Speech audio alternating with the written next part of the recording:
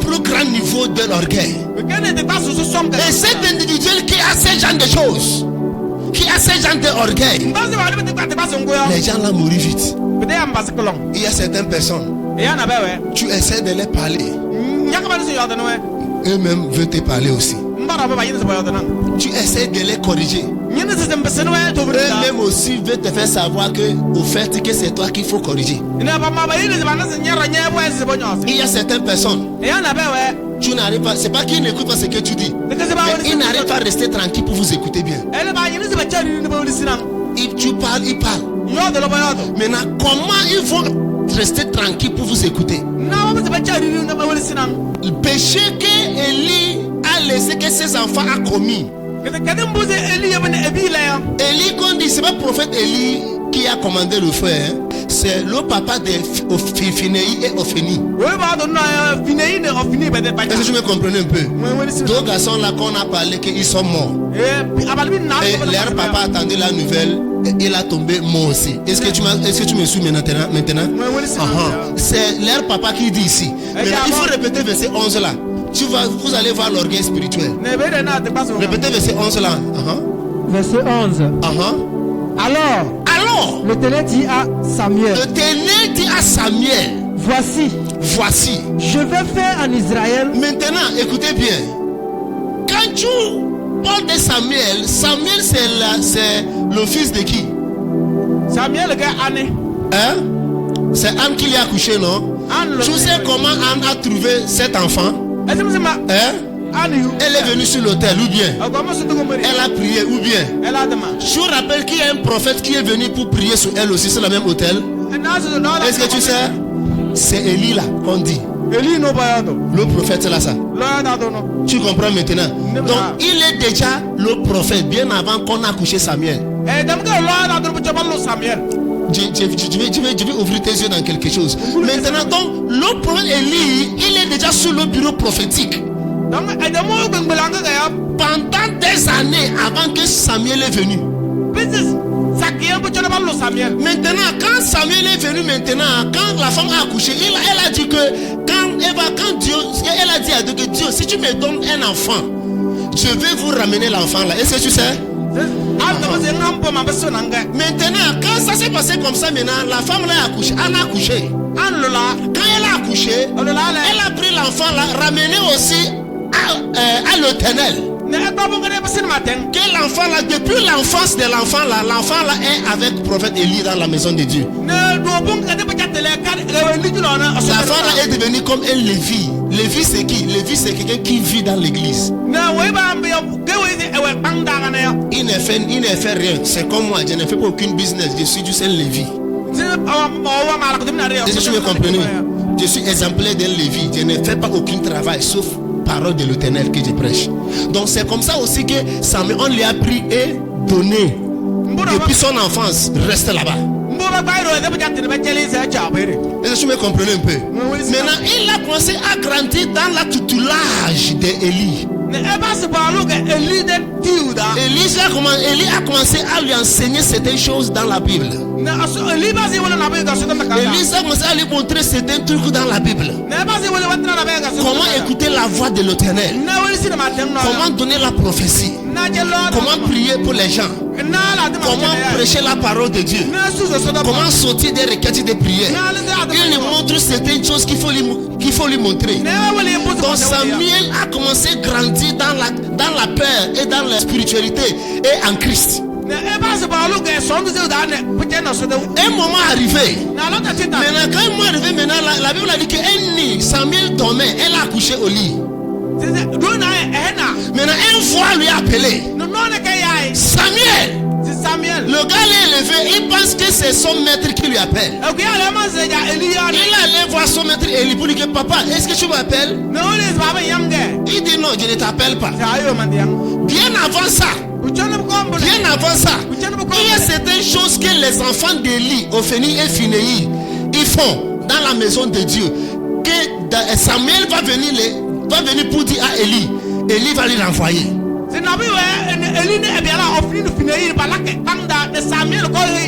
Tu me comprends un peu? Élie va les renvoyer. Il vient pour lui dire encore. Il dit Toi, tu connais quoi? Va là-bas.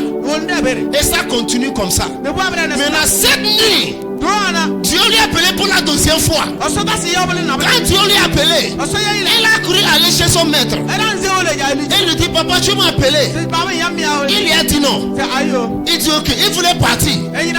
Son maître Élie lui a appelé. Parce que l'homme là maintenant, il est mature en esprit. Il connaît maintenant la différence de la voix de l'homme et la voix de l'esprit. Est-ce que vous êtes avec moi? Maintenant, il a dit à Samuel, si la voix là t'appelle encore, ne saute plus sur le lit. Reste tranquillement au lit là-bas et réponds. Parle. Mon Seigneur, ton fils vous écoute. C'est ça qu'il lui a dit. Maintenant il allait coucher encore. Ça n'a pas duré. La voix là lui a appelé pour la troisième fois. Maintenant il lui a dit, parle. Mon Seigneur, ton fils vous écoute. Il a commencé à lui faire savoir comment il va juger la maison d'Élie. Ce n'est pas la maison de Dieu, ce n'est pas les Israëls, mais la famille d'Élie. 11. Alors l'Éternel dit à Samuel, voici, je vais faire en Israël une chose qui étourdira les oreilles de quiconque l'entendra. Voici, je vais faire en Israël ce qui va étonner l'oreille, ce qui va attendre ça. En ce jour, j'accomplirai sur Élie. Je vais accomplir sur Élie tout ce que j'ai prononcé contre sa maison. Tout ce que j'ai prononcé contre sa maison. Je vais commencer ça et j'achèverai. Et je vais terminer ça. Je lui ai déclaré que je vais punir sa maison. Ça veut dire que Dieu a déjà dit ça à Élie, mais Élie a bloqué son oreille. Répétez la ligne là encore. Je lui ai déclaré que je vais punir sa maison à perpétuité. Ça veut dire quoi? Je lui ai dit que je vais punir sa maison à la perpétuité. Mais mon ami n'a pas bougé. Il y a certaines personnes, ils sont tellement orgueils en esprit. Quand il sait qu'il attend de se conduire à la mort, à la destruction, il se tue.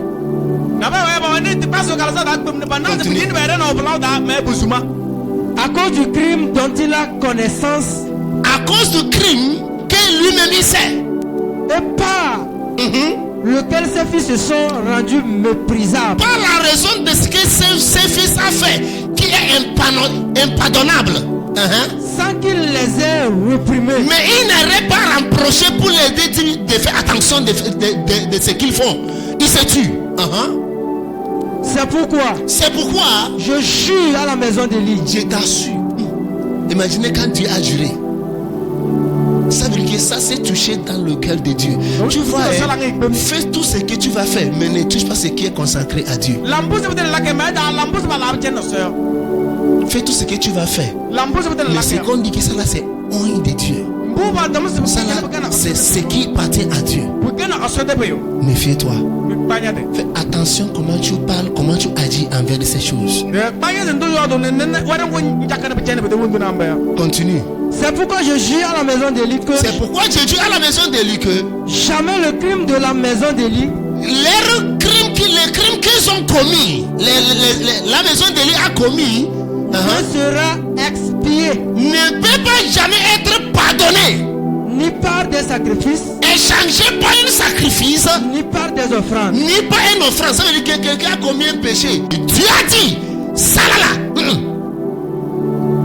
Il n'y a rien que tu peux donner qui peut changer mon cœur de ne pas faire ce que Dieu dit que Dieu va te faire. Toi là, je vais te punir, je vais te frapper. Tu vas voir le résultat quand tu fais ce qui n'est pas bon. Maintenant Dieu sait tu, il lui attend pour un jour. Un jour est arrivé. Continuez. Samuel resta couché jusqu'au matin. C'est là où que Samuel a couché qu'il a reçu ses visions. Élie a refusé d'écouter ça. Maintenant il a de répéter ça sur le cœur de Samuel. On lui fait savoir que c'est ça que je vais faire. Samuel resta couché jusqu'au matin, puis il ouvrit les portes de la maison de l'Éternel. Samuel craignait de raconter la vision à Élie. Mais Élie appela Samuel et dit. Maintenant Samuel avait peur de dire ça à son père spirituel. Mais son père spirituel a constaté ça. Parce que lui aussi c'est un homme spirituel. a constaté que la voix qui lui a parlé, c'est une voix très rare d'attendre en tout moment. Donc, si la voix là lui a parlé, la voix là est en train de lui dire quelque chose. Maintenant, il a dit Samuel, viens. Samuel, mon fils. Il répondit. Il a répondu. Et voici. Et Élie dit. Telle est la parole que t'a adressé l'Éternel. Quelle est la parole que Dieu t'a dit hier nuit? Ne me cache rien. Ne me cache rien. Que Dieu te traite dans toute sa rigueur. Que Dieu te traite de la même manière. Si tu me caches quelque chose. Si tu me caches quelque chose que tu devais me dire. Samuel lui raconta tout. Samuel lui a raconté quoi? Tout. Il lui a raconté quoi? Tout. Il n'a rien caché. Il lui a dit exactement comment Dieu lui a dit. Maintenant, au lieu que le gars là sera piqué ou choqué ou repenti en même temps, voilà son réponse, l'orgueil spirituel. Sans lui rien cacher. Et Élie dit, c'est l'Éternel qu'il fasse ce qui lui semblera bon. Orgueil spirituel. C'est Dieu n'a qu'à faire ce qui lui plaît. Dans sa mentalité que Dieu ne peut pas jamais lui juger. Fais attention, un homme spirituel que tu es en train de faire mal, mais il te regarde. Il sait que tu le fais mal, mais il te garde toujours proche de lui.